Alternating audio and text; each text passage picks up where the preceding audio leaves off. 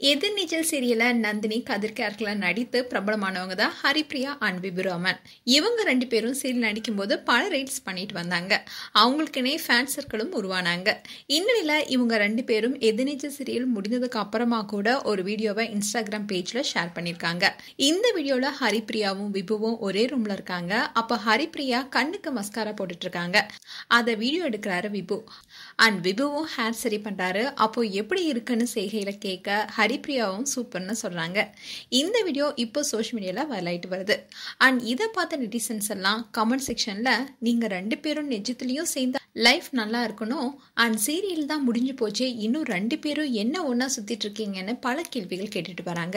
அதோட விபுவை ஹரிப்ரியா 2வது முறையா திருமணம் செய்துக்கலாமேன்னு சொல்லிட்டு வராங்க. அண்ட் ஹரிப்ரியா விக்னேஷ்குமாரை காதலிச்சு திருமணம் செய்தாங்க. அண்ட் இவங்களுக்கு ஒரு மகனும் இருக்காரு. இந்நிலையில்தான் இவங்க 2 பேரும் கருத்து வேறுபாடு காரணமா டிவோர்ஸ் பண்ணாங்க.